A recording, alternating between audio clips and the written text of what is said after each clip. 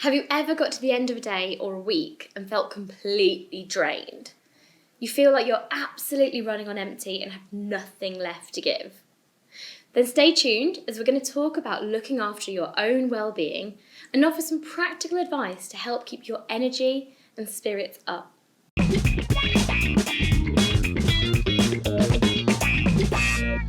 Hi everyone, I'm Natalie from My Progression, and today we're talking about well-being. And well-being in a nutshell is the state of being comfortable, healthy, or happy. Well-being is associated with numerous health, job, family, and economically related benefits. For example, higher levels of well-being are associated with decreased risk of disease, illness, and injury, better immune functioning, speedier recovery, and increased longevity. People with high levels of well-being are more productive at work and are more likely to contribute to their communities. Well-being is something you should consciously work towards. You don't just go, I'm happy and comfortable today, and that's that.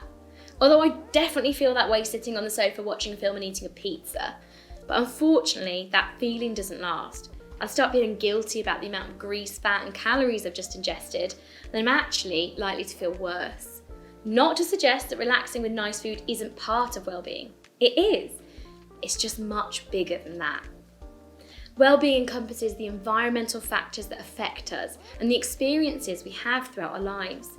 Well-being also crucially recognises the aspects of our lives that we determine ourselves through our own capabilities as individuals, how we feel about ourselves, the quality of relationships that we have with other people, and our sense of purpose. Well-being, put simply, is about how we're doing as individuals, communities, and as a nation, and how sustainable this is for the future. We define well-being as having 10 broad dimensions, which have been shown to matter most to people in the UK, as identified through a national debate.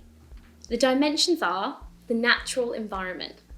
Evidence show that a thriving, wildlife-rich environment benefits both physical and mental health. People with nature on their doorstep are more active, mentally resilient, and have better all-round health. I'm not suggesting everyone go and live in the woods, but Exeter University research has found that people who spend at least 2 hours in nature a week are significantly more likely to report good health and higher psychological well-being than those who don't visit nature at all during an average week. So get to the park 1 day a week or find a nature trail. Personal well-being. Personal well-being is a particularly important dimension, which we define as how satisfied we are with our lives, our sense that what we do in life is worthwhile, our day-to-day emotional experiences like happiness and anxiety, and our wider mental well-being.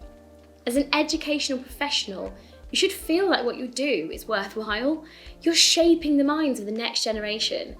Everyone remembers their favourite teacher and the impact they had on them. That's you. Our relationships.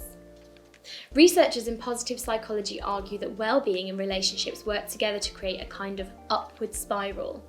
Healthy relationships sow the seeds of well-being. They strengthen your immune system, allow you to live longer, and make you more resilient to stress. Think about the 5 people you spend the most time with. Are they having a positive impact on your life? If everyone you speak to is constantly stressed or moaning about their jobs or relationships, then you're surrounding yourself with negativity. It just isn't healthy. Health. This is a big one. Looking after your physical health is so important. I completely understand how difficult it can be to prioritise your physical health, especially having a busy full-time job and a toddler at home. Making time for the gym or exercise can be really difficult, but it's not impossible. I'll do some fun dance workouts at home and my daughter sort of joins in. Check out MK Fit. Her channel is so fun and not only helps you exercise, but dancing to music you like will lift your spirits in general. Trust me, you can't be grumpy whilst jumping around to We Don't Talk About Bruno. And what you eat can have a massive effect on your physical health. Being low in iron and vitamin D will make you feel low energy and down. If in doubt, eat some leafy green veggies. I actually cook up loads of different vegetables and then blend with spinach to make a really nice soup or sauce for pasta. It's toddler approved as well. What we do. Our job and hobbies play a big role in how we feel about ourselves and will affect our well-being. If you feel like you're not progressing in your role or the environment you're in isn't supporting your well-being, think about what you can do to change it. As I said, you play such an important part in the future of our young people. You should feel proud of that. Where we live. The physical location of your property might not be something you can change right now, but does your home feel like a nice place to be? Is it tidy? Having a messy or cluttered environment can really affect your well-being. I always feel so much better after tidying up the bedroom or organising the kitchen cupboards. Candles can really help you add nice calming mood to your home, especially scented with lavender or just something you like. I love autumn and winter as it's a great excuse to fill my home safely with scented candles. Personal finance. Full transparency here, I am not the person to give advice on managing your finances. But I can tell you, as someone who's had experience with debt in the past, there's nothing more stressful. Check out Martin Lewis's videos on the Good Morning Britain channel for up-to-date and relevant guidance. The economy. I'm not going to sugarcoat it. It's bleak out there at the moment. Nothing that you personally can do to affect the economy. Sometimes just turning off the news or not reading the doom and gloom article in the Daily Mail helps. Education and skills. Education doesn't mean you need to go back and redo your GCSEs. It's about how you can develop your knowledge. What you're doing right now is actually part of this. You've made a conscious decision to spend some time every week developing your knowledge. If you're hoping to move your career forward into a leadership position, then you could ask your line manager to suggest how you could develop your skills. They may offer to mentor you. You could also tie this into what you do in terms of your hobbies. If you like to play tennis, can you learn how to improve your serve? Or if you're into painting, you could find a good YouTube channel to help you develop your brushstroke. Finally, we have governance. Similarly to the economy, it's not looking overly positive in the UK right now.